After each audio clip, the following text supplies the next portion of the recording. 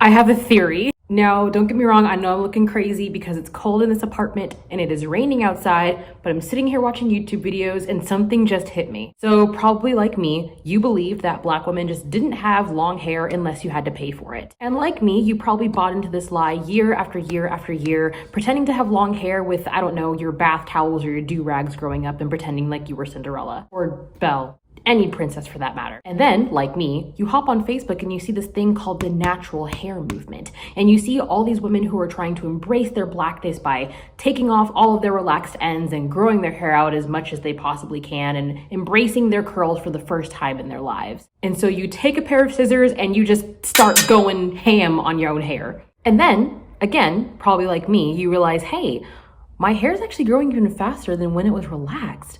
I wonder how long I can actually grow my hair. And before we knew it, we became obsessed with growing our hair as long as we could because our entire lives we were told that it wasn't in the stars for us, that we cannot grow our hair as long as we want to or as long as our European counterparts, which now we obviously know is bullcrap. And at the same time the natural hair movement was growing, so was the DIY movement and all these hacks for things. Hacks for cracking eggs, hacks for locking your doors, hacks for making your nail polish dry faster, hacks for making your hair grow longer faster. And just like we bought those lies, we bought all of the hacks too. As soon as we saw somebody with long hair and they'd share their secret, we're like, oh yeah, it's not a secret to me anymore. I'm gonna adopt it as my own.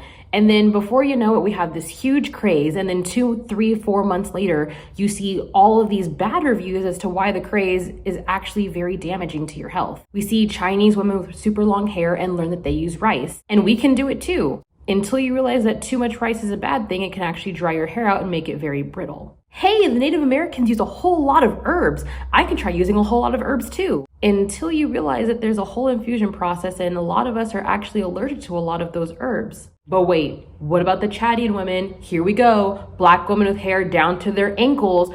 They're just using shea powder. Until you learn that when shea powder is applied to the scalp, you can have serious irritation, dry scalp, lots of dandruff, among other severe allergic reactions. So what am I getting at? What am I saying? I just watched a woman, can't pronounce her name on her YouTube channel, but I'll put her link in the description as well as her name right here. I just watched her put watermelon in her hair. And I thought, wow, we're going with watermelon now? Until I realized something.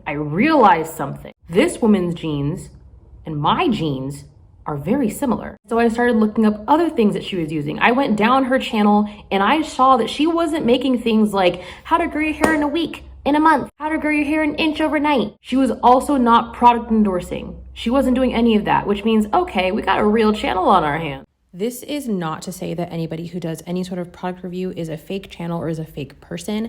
I just know that when it comes to product reviews, a lot of times people are paid to say something. So when I see a product review and somebody gives a very honest review, even if it's negative, or they're constantly using the product, or they just don't have any at all on their channel, I don't know about you guys, but I find it extremely refreshing.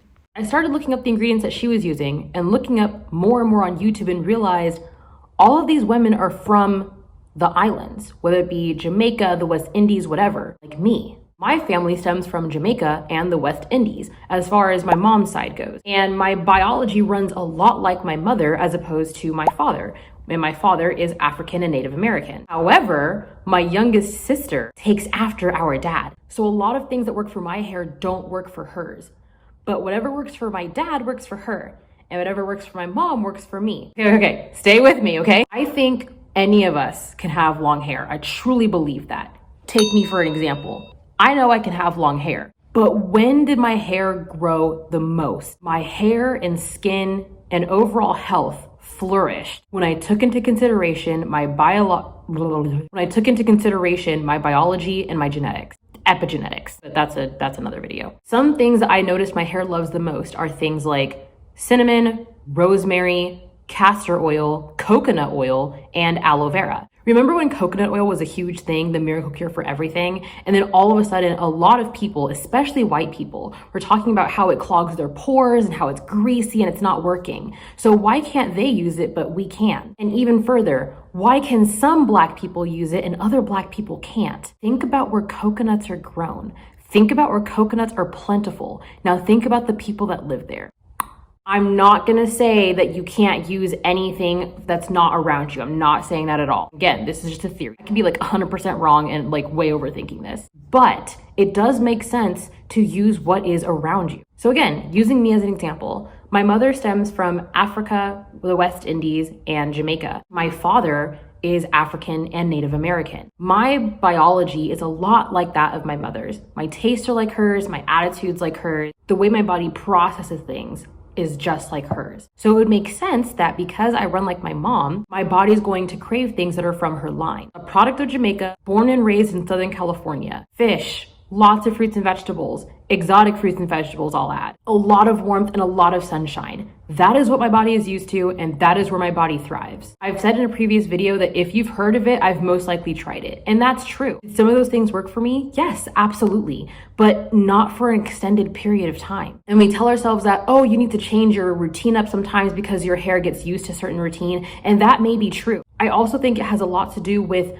what's around us. Our geography helps make up our biology, which also means I've been going about growing my hair wrong. I've already said before that when I first grew my hair from my nose to my tailbone, I had a lot of mistakes in the process. And I really truly believe that if I was doing everything correctly, it would not have taken me 7 years. It should have taken me less, I don't know how many, but I just know at least less than 7 years. Moving forward, what does this mean? It means I have a lot more research to do as far as who I am and what my body likes. I do have a couple of things, like I said, the coconut oil, aloe vera that my hair loves. But if we're not going to obsess over the length and instead focus on the health, that means I need to give my hair what it needs. So I need to go figure that out.